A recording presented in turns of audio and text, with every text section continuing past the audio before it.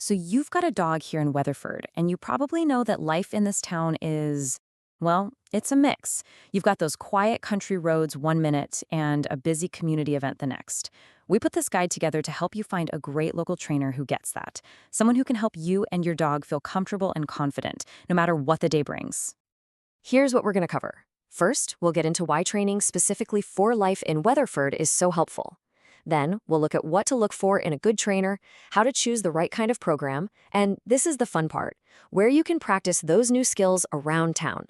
It all leads to the big payoff, just enjoying life with your dog. All right, so let's start with the why. Why is training your dog in Weatherford with its unique environment so beneficial? Well, because our town has some very specific situations our dogs are going to run into. I mean, think about it. One day you could be at the farmer's market, it's busy, there are kids running around, lots of new smells, and all kinds of unexpected sounds. Your dog needs to know how to stay cool and focused when there's that much going on. And then the very next day, you could be just walking downtown, dealing with big ranch trucks and friendly folks wanting to come up and say hi. This is where good training really shines. It's not just about sit or stay, it's about giving your dog the confidence to handle these everyday Weatherford scenes without getting anxious or overwhelmed. Okay, so we get the need, but how do you actually find the right person for the job? Let's talk about what really makes a trainer great, because it's a lot more than just teaching basic commands. The very first thing you want to ask about is their training method. What you're listening for is positive reinforcement. Honestly, this is the gold standard. It's all about using rewards, like a treat or just some praise, to show your dog what you want them to do. It builds confidence and trust, which is way more effective in the long run than punishing mistakes.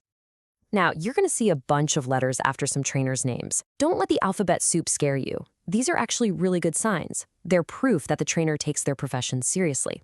Something like a CPDTKA means they've passed a big test on training knowledge. A CBCCKA is for trainers who handle tougher behavior issues. Seeing these credentials means you're dealing with someone who's up to date on modern, effective methods. All right, so you've got an idea of what a qualified trainer looks like. The next piece of the puzzle is finding a program that actually works for you, your dog's personality, and, of course, your budget. Generally, you'll be looking at two main options. Private lessons are fantastic if you're working on a very specific problem, like barking at the door, or if your dog just gets way too distracted around others. On the other hand, group classes are wonderful for socialization and for teaching your dog to listen to you even when there are other dogs around. A lot of people find that a mix of both is the sweet spot. And of course, we've got to talk about the cost. Here's a rough idea of what you can expect in the Weatherford area. As you can see, group classes are usually the most affordable way to get started. Things like board and train programs where your dog actually lives with the trainer for a few weeks are a much bigger financial commitment. This should at least give you a ballpark for budgeting. So when you're ready to make that first call, it helps to have a little checklist. You'll want to ask them to describe their methods, making sure they're positive.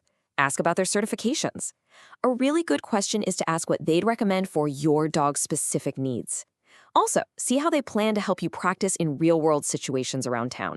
And finally, ask them what's expected of you between lessons. Okay, you've done your homework, you asked all the right questions, and you've picked your trainer. Awesome. But the work doesn't just happen in a training class. Now it's time to take what you've learned out into the world.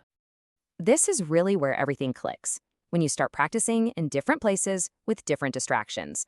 And lucky for us, Weatherford has some fantastic spots to do exactly that. For instance, the Bark Park is a safe, fenced place to really nail down your dog's recall.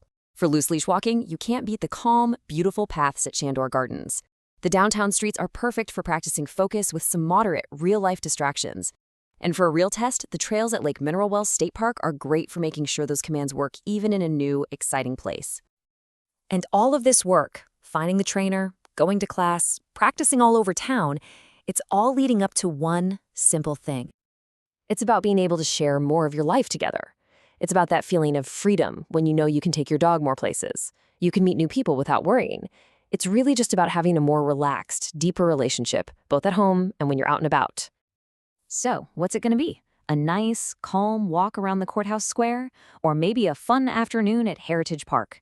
The whole point is to have a dog who can be a real partner in your life here. We wish you the very best of luck finding the right fit. Having that well-behaved companion just makes everything better, from having friends over to a simple walk down your street. it really is more enjoyable for everyone.